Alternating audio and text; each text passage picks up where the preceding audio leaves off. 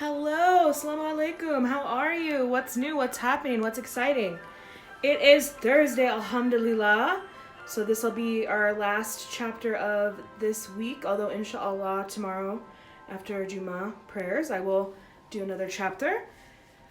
I hope everybody's doing well. I look forward to seeing some of you on Zoom in a few hours. So without further ado, let's continue on with chapter 12.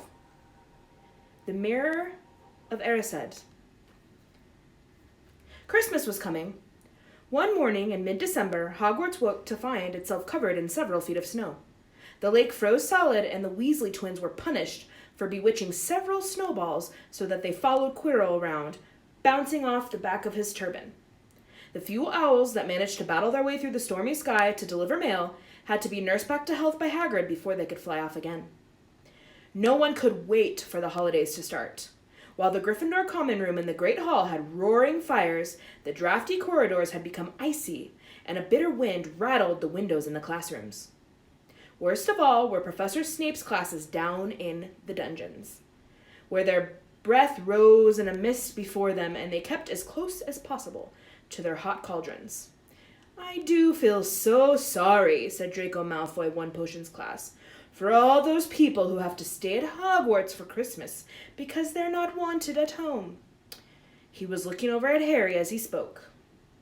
Crabbe and Goyle chuckled. Harry, who was measuring out powdered spine of lionfish, ignored them. Malfoy had been even more unpleasant than usual since the Quidditch match. Disgusted that the Slytherins had lost, he had tried to get everyone laughing at how a wide-mouthed tree frog would be replacing Harry as secret next. Then he'd realized that nobody found this funny, because they were all so impressed at the way Harry had managed to stay on his bucking broomstick. So Malfoy, jealous and angry, had gone back to taunting Harry about having no proper family. It was true that Harry wasn't going back to Privet Drive for Christmas. Professor McGonagall had come around the week before, making a list of students who would be staying for the holidays, and Harry had signed up at once. He didn't feel sorry for himself at all. This would probably be the best Christmas he'd ever had. Ron and his brothers were staying too, because Mr. and Mrs. Weasley were going to Romania to visit Charlie.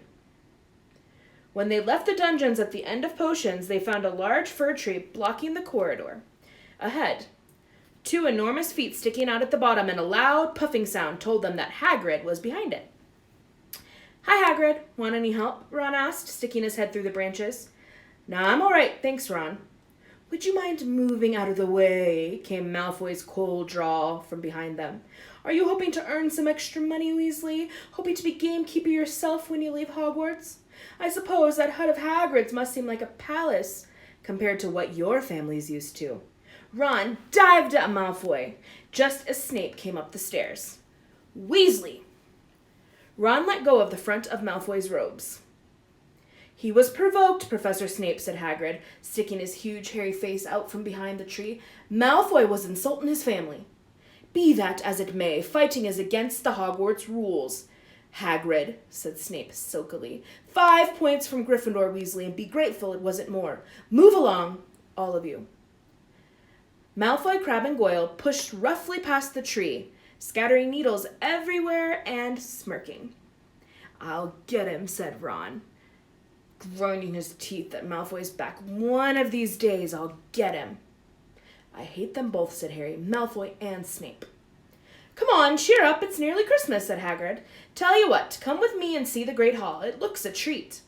So the three of them followed Hagrid and his tree off to the Great Hall, where Professor McGonagall and Professor Flitwick were busy with the Christmas decorations. "Ah, Hagrid, the last tree, put it in the far corner, would you?" The hall looked spectacular. Festoons of holly and mistletoe hung all around the walls, and no less than 12 towering Christmas trees stood around the room, some sparkling with tiny icicles, some glittering with hundreds of candles. "How many days you got left to your holidays?" Hagrid asked. "Just one," said Hermione, "and that reminds me, Harry, Ron, we've got half an hour before lunch. We should be in the library." "Oh yeah, you're right," said Ron, tearing his eyes away from Professor Flitwick, who had golden bubbles blossoming out of his wand and was trailing them around the branches of the new tree. "The library," said Hagrid, following them out of the hall. "Just before the holidays. Bit keen, aren't you?" Oh, we're not working, Harry told them brightly. Ever since you mentioned Nicholas Flamel, we've been trying to find out who he is. You what? Hagrid looked shocked. Listen here, I've told you, drop it. It's nothing to do with Wet Dog's Garden. We just want to know who Nicholas Flamel is, that's all, said Hermione. Unless you'd like to tell us and save us the trouble, Harry added. We must have been through hundreds of books already, and we can't find him anywhere. Just give us a hint. I know I've read his name before. I'm saying nothin', said Hagrid, flatly. Just have to find out for ourselves then, said Ron, and they left Hagrid looking disgruntled and hurried off to the library. They had indeed been searching for Flamel's name ever since Hagrid had let it slip, because how else were they going to find out what Snape was trying to steal? The trouble was, it was very hard to know where to begin, not knowing what Flamel might have done to get himself into a book. He wasn't in great witches and wizards of the 20th century, or notable magical names of our time. He was missing, too, from important modern magical discoveries, and a study of recent developments in wizardry. And then, of course, there was the sheer size of the library. Tens of thousands of books, thousands of shelves, hundreds of narrow rows. Hermione took out a list of subjects and titles she had decided to search, while Ron strode off down a row of books and started pulling them off the shelves at random. Harry wandered over to the restricted section. He had been wondering for a while if Flamel wasn't somewhere in there. Unfortunately, you needed a specially signed note from one of the teachers to look in any of the restricted books, and he knew he'd never get one. These were the books containing powerful dark magic never taught at Hogwarts, and only read by older students studying advanced defense against the dark arts. What are you looking for, boy? Nothing, said Harry. Madam Pince, the librarian, brandished a feather duster at him. You'd better get out. Go on out. Wishing he'd been a bit quicker at thinking up some story, Harry left the library. He, Ron, and Hermione had already agreed they'd better not ask Madam Pince where they could find Flamel. They were sure she'd be able to tell them, but they couldn't risk Snape hearing what they were up to. Harry waited outside in the corridor to see if the other two had found anything, but he wasn't very hopeful. They had been looking for 2 weeks, but as they had only odd moments between lessons, it wasn't surprising that they found nothing. What they really needed was a nice long search without Madam Pince breathing down their necks. 5 minutes later, Ron and Hermione joined him, shaking their heads. They went off to lunch. You will keep looking while I'm away, won't you, said Hermione, and send me an owl if you find anything. And you could ask your parents if they know who Flamel is, said Ron. It'd be safe to ask them. Very safe, as they're both dentists, said Hermione. Once the holidays had started, Ron and Harry were having too good a time to think about Flamel. They had the dormitory to themselves, and the common room was far emptier than usual, so they were able to get the good armchairs by the fire. They sat by the hour, eating anything they could find on a toasting fork. Bread, English muffins, marshmallows, and plotting ways to get Malfoy expelled. Which was fun to talk about, even if it wouldn't work. Ron also started teaching Harry wizard chess.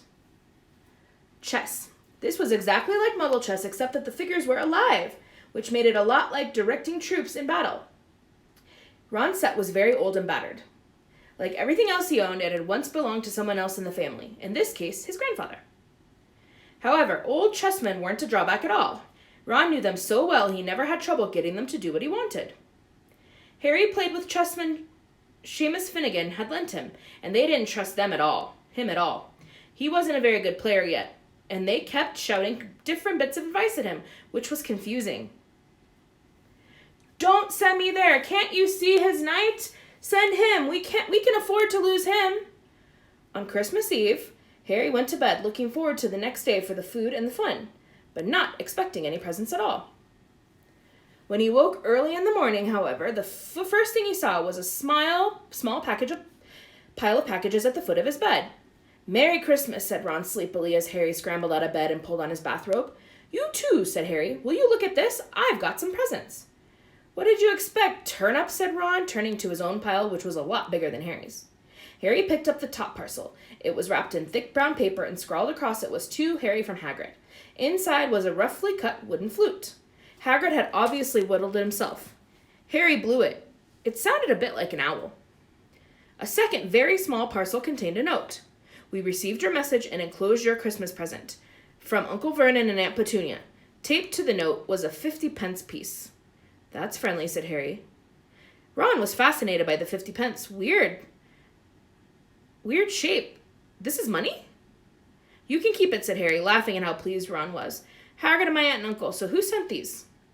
I think I know who that one's from, said Ron, turning a bit pink and pointing to a very lumpy parcel. My mom. I told her you didn't expect any presents, and oh no, she's made you a Weasley sweater.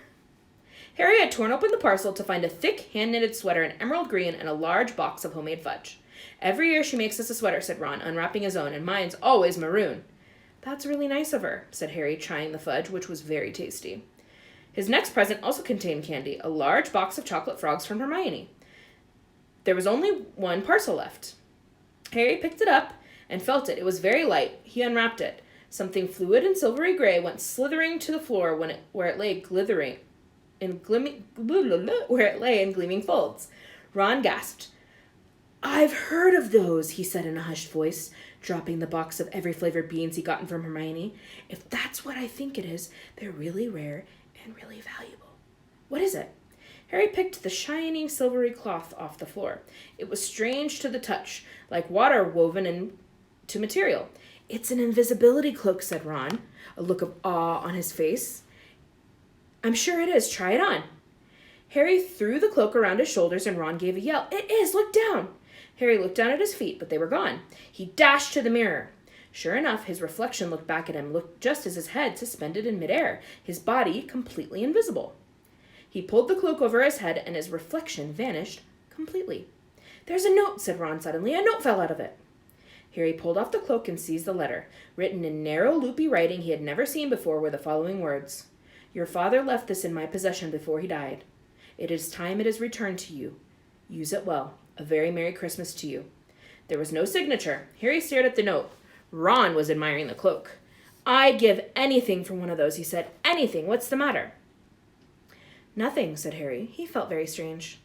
Who had sent the cloak? Had it really once belonged to his father? Before he could say or think anything else, the dormitory door was flung open, and Fred and George Weasley bounded into it. Harry stuffed the cloak quickly out of sight. He didn't feel like sharing it with anyone else yet. Merry Christmas! Hey, look, Harry's got a Weasley sweater too. Fred and George were wearing blue sweaters, one with a large yellow F on it, the other a G. Harry's is better than ours, though, said Fred, holding up Harry's sweater. She obviously makes more of an effort if you're not family. Why aren't you wearing yours, Ron? George demanded. Come on, get it on. They're lovely and warm. I hate maroon, Ron moaned half-heartedly as he pulled it over his head. You haven't got a letter on yours, Harry observed. I suppose she thinks you don't forget your name, but we're not stupid. We know we're called Gred and Forge. What's all this noise? Percy Weasley stuck his head through the door, looking disapproving. He had clearly gotten halfway through unwrapping his presents as he, too, carried a lumpy sweater over his arm, which Fred seized. P for prefect. Get it on, Percy. Come on, we're all wearing ours. Even Harry got one. I don't want, said Percy thickly as the twins forced the sweater over his head, knocking his glasses askew. And you're not sitting there with the prefects today either, said George. Christmas is a time for family. They frog-marched Percy from the room, his arms pinned to his side by his sweater. Harry had never in all his life had such a Christmas dinner. 100 fat roast turkeys, mountains of roast and boiled potatoes, platters of chipolatas, tureens of buttered peas, silver boats of thick, rich gravy, and cranberry sauce. Every few feet along the table. These fantastic party favors were nothing like the feeble muggle ones the Dursleys usually brought with their little plastic toys and their flimsy paper hats inside. Harry pulled a wizard cracker with Fred, and it didn't just bang, it went off with a blast like a cannon and engulfed them all in a cloud of blue smoke, while from the inside exploded a rear admiral's hat and several live white mice. Up at the high table, Dumbledore had swapped his pointed wizard's hat for a flowered bonnet and was chuckling merrily at a joke Professor Flitwick had just read him. Flaming Christmas puddings followed the turkey. Percy nearly broke his teeth on a silver sickle embedded in his slice. Harry watched Hagrid getting redder and redder in the face as he called for more tea. Finally, kissing Professor McGonagall on the cheek, who, to Harry's amazement, giggled and blushed, her hat lopsided. When Harry finally left the table, he was laden down with a stock of things out of the crackers, including a pack of non-explodable luminous balloons, a grow-your-own-warts kit, and his own new wizard chess set. The white mice had disappeared, and Harry had a nasty feeling they were going to end up as Mrs. Norris' Christmas dinner. Harry and the Weasleys spent a happy afternoon having a furious snowball fight on the grounds. Then, cold and wet, and gasping for breath, they returned to the fire in the Gryffindor common room, where Harry broke in the new chess set by losing spectacularly to Ron. He suspected he wouldn't have lost so badly if Percy hadn't tried to help him so much.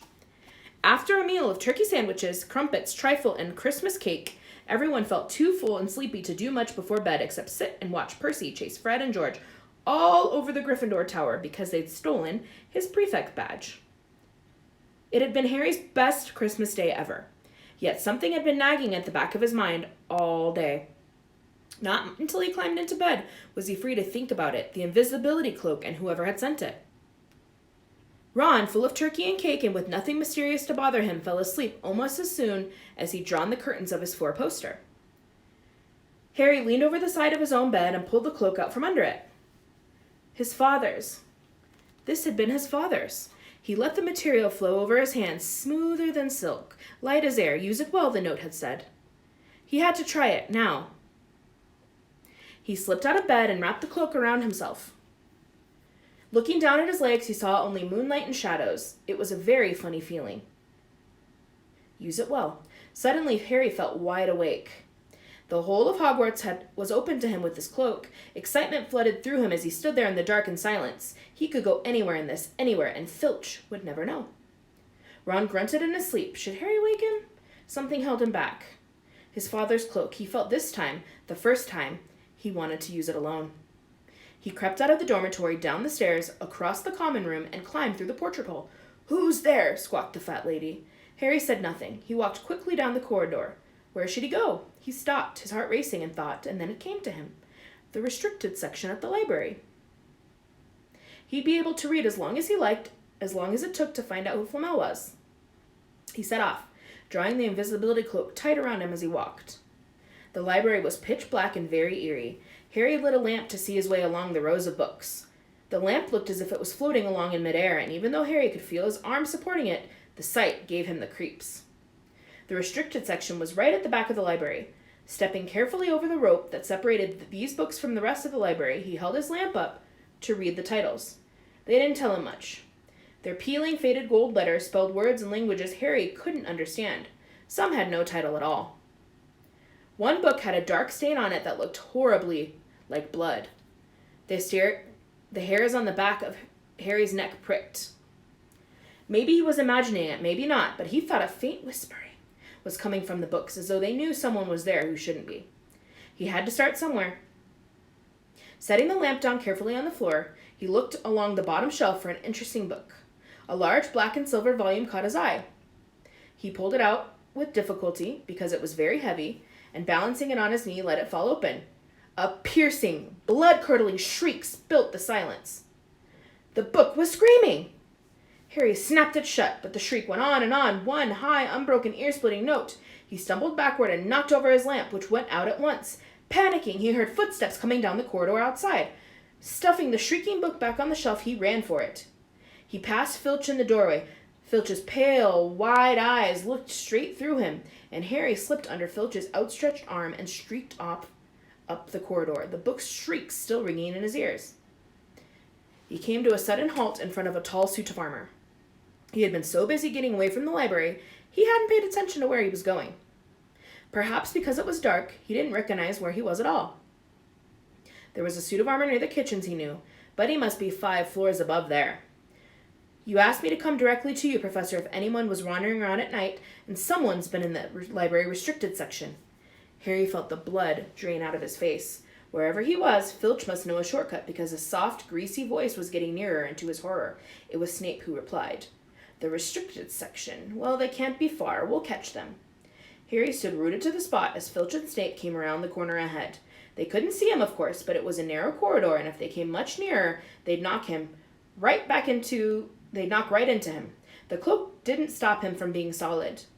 He backed away as quietly as he could. A door stood ajar to his left. It was his only hope. He squeezed through it, holding his breath, trying not to move. And to his relief, he managed to get inside the room without their noticing anything. They walked straight past, and Harry leaned against the wall, breathing deeply, and listening to their footsteps dying away. That had been close, very close. It was a few seconds before he noticed anything about the room he had hidden in. It looked like an unused classroom.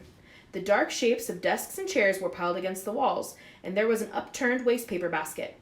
But propped against the wall facing him was something that didn't look as if it belonged there. Something that looked as if someone had just put it there to keep it out of the way. It was a magnificent mirror with an ornate gold frame, standing on two clawed feet. There was an inscription carved around the top.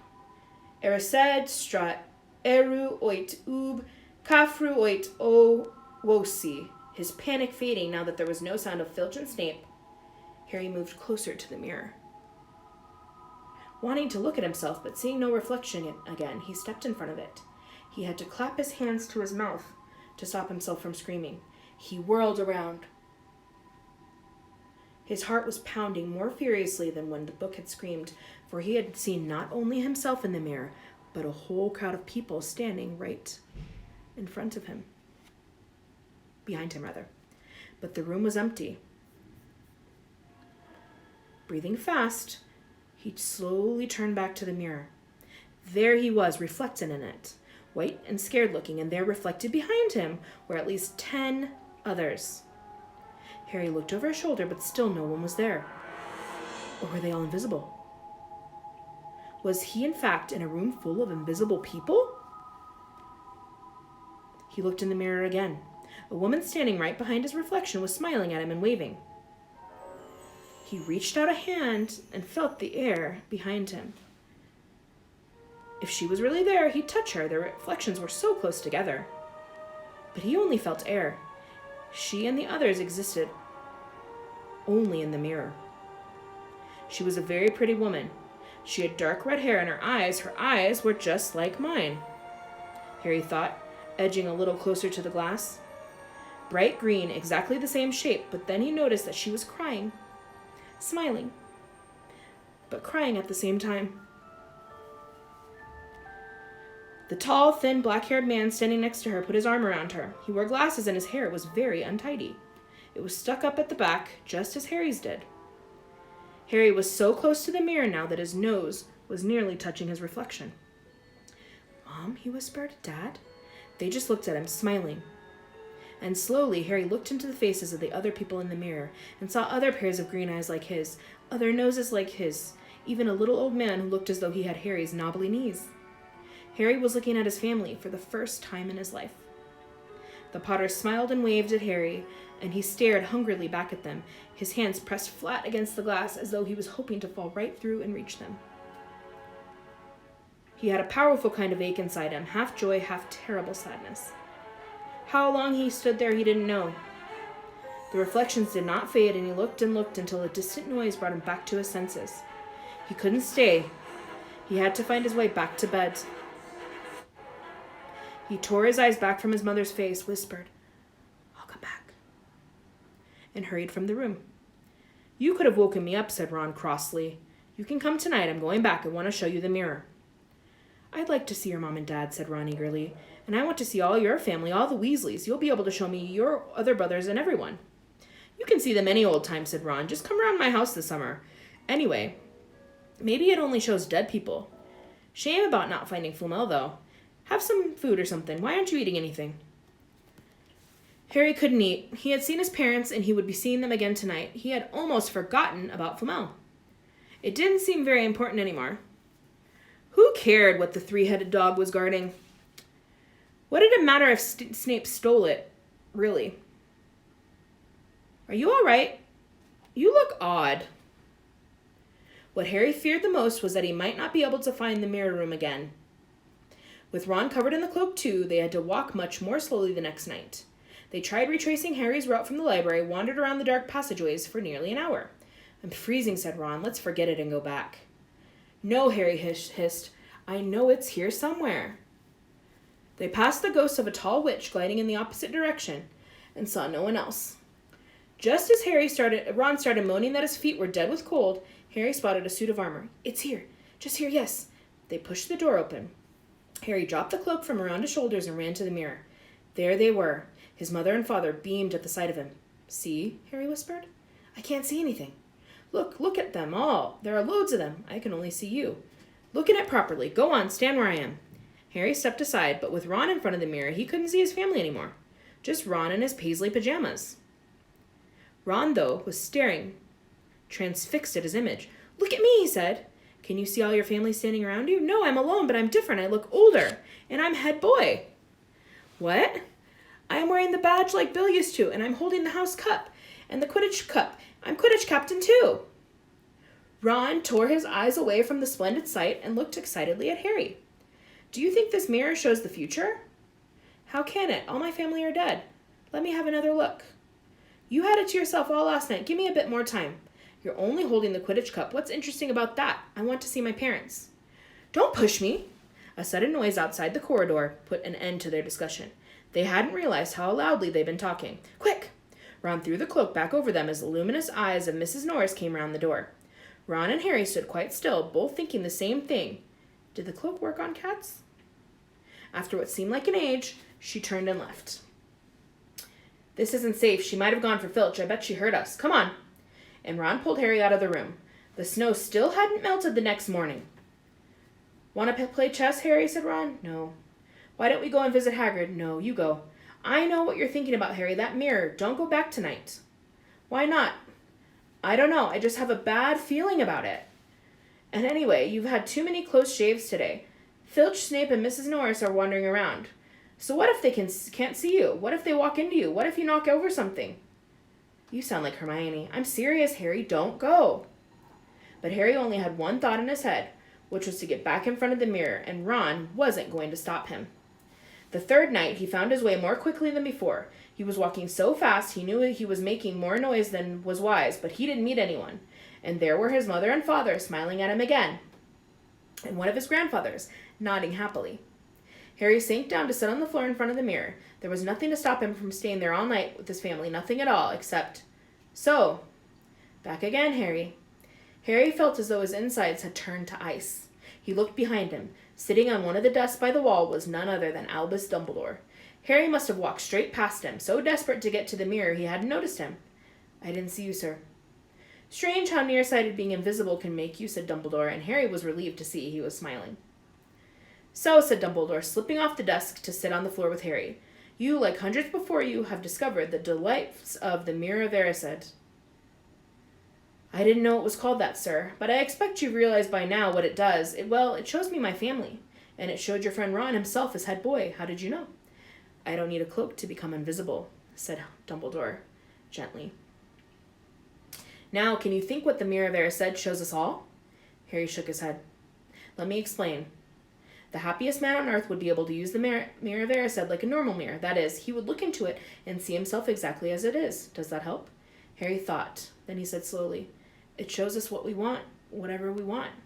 Yes and no, said Dumbledore quietly. It shows us nothing more or less than the deepest, most desperate desires of our hearts.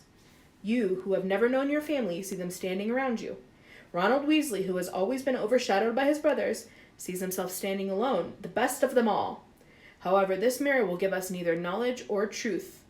Men have wasted away before it, entranced by what they have seen, or been driven mad, not knowing if what it shows is real or even possible. The mirror will be moved to a new home tomorrow, Harry, and I ask that you not go looking for it again. If you ever do run across it, you will now be prepared. It does not do to dwell on dreams and forget to live. Remember that. Now, why don't you put that admirable cloak back on and get off to bed? Harry stood up. Sir, Professor Dumbledore, can I ask you something? Obviously, you've just done so. Dumbledore smiled. You may ask me one more thing, however. What do you see when you look into the mirror?